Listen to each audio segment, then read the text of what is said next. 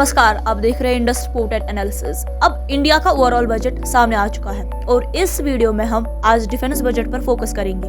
आपने नोट्स किया होगा कि इस टॉपिक पर कंटिन्यूअसली आर्टिकल्स पब्लिश हो रहे हैं। इंडिया का डिफेंस बजट इस साल 6.8 लाख करोड़ यानी कि $78 बिलियन तक पहुंच गया है, जो पिछले साल से 9% ज्यादा है। लेकिन ये इंक्रीमेंट उतना सिग्निफिकेंट नहीं है। क्यों? क्योंकि 2025 तक भी हम $100 बिलियन डिफेंस बजट तक नहीं पहुंच पाए हैं। हाँ, अगर इंडिया की फाइनेंशियल सिचुएशंस को देखा जाए, फिस्कल डेफिसिट, सरकार की इनकम, एक्सपेंडिचर और टैक्स रिलीफ, तो $100 बिलियन का बजट निकालना आसान नहीं है। लेकिन फिर भी ये बात बार बार उठाई जाएगी कि इंडिया का डिफेंस बजट और बढ़ना चाहिए। आपने ये भी देखा होगा कि रिसेंटली बहुत सारे आर्टिकल्स पब्लिश हो रहे हैं जो ये सवाल उठा रहे हैं कि 6.8 लाख करोड़ का बजट क्या चाइना और पाकिस्तान के अगेंस्ट इंडिया के लिए काफी है? देखिए, इंडिया को हमेशा से टू फ्रंट वॉर का पॉसिबिलिटी फेस करना पड़ेगा।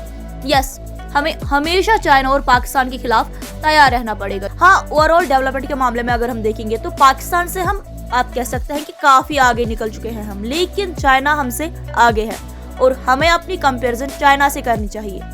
मगर डिफेंस बजट के मामले में हमें पाकिस्तान को भी इग्नोर नहीं करना चाहिए, क्योंकि ये एक ऐसा कंट्री है जो मिलिटरली हमें नुकसान पहुंचाना चाहता है। इंडिया का डिफेंस बजट 2024-25 लगभग $78 बिलियन का है, जो पिछले साल के मुकाबले में करीबन 9% ज्यादा है। लेकिन फिर भी ये 100 बिलियन के टारगेट से काफी दूर है, जो इंडिया को अपनी मिलिट्री कैपेबिलिटी बढ़ाने के लिए चाहिए। अब इस बजट का बड़ा हिस्सा जवानों की सैलरी, पेंशन और ऑपरेशनल एक्सपेंसेस में चला जाता है। लगभग 4.9 लाख करोड़ इसी में खर्च होंगे। नए वेपन्स की परचेज, रिसर्च और टेक्नोलॉजी अपग्रेडेशन के लिए सिर्फ 92,000 करोड़ का बजट रखा गया है। इसमें से एक हिस्सा डीआरडीओ को रिसर्च और डेवलपमेंट के लिए दिया गया है। अब बॉर्डर इंफ्रास्ट्रक्चर को स्ट्रॉन्ग करने के लिए बीआरओ को 7,150 करोड़ मिले हैं। अगर इंडिया की सिक्योरिटी चैलेंजेस देखें ना, तो चाइना का डिफेंस बजट इंडिया से 5-6 गुना आप कह सकते हैं कि ये ज्यादा है। एस्टिमेट के मुताबिक चाइना का एक्चुअल डिफेंस बजट 450 से 700 बिलियन डॉलर्स के बीच हो सकता है, जबकि यूएसए का बजट पहले ही आप जानते हैं कि 900 बिलियन क्रॉस कर चुका है। चाइना जो है वो लगातार अपनी मिलिट्री को मॉडर्न बना रहा है। उसकी मिलिट्री पावर इंडिया के लिए एक बड़ा चैलेंज है। दूसरी तरफ पाकिस्तान का डिफेंस बजट इस साल सिर्फ $7.64 बिलियन है, जो इंडिया के मुकाबले में अगर हम देखेंगे तो बहुत कम है, बहुत ज्यादा।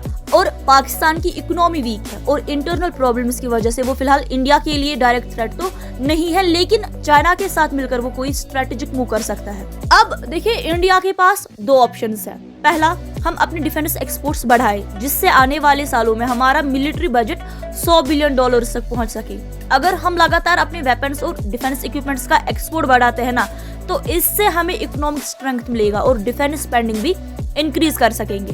दूसरा ऑप्शन ये है कि हम कुछ बड़े सिक्योरिटी अलायंस का हिस्सा बने, जिससे हमें स्ट्रेटेजिक और टेक्निकल सपोर्ट मिले।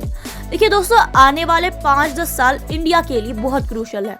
चाइना और पाकिस्तान के चैलेंजेस को देखते हुए इंडिया को जल्दी से एक बड़ा डिसीजन लेना होगा कि क्या हम अपना डिफेंस स्पेंडिंग बढ़ाकर सेल्फ रिलायंट बनेंगे या फिर ग्लोबल अलायंस का पार्ट बनकर अपनी सिक्योरिटी इंश्योर करेंगे।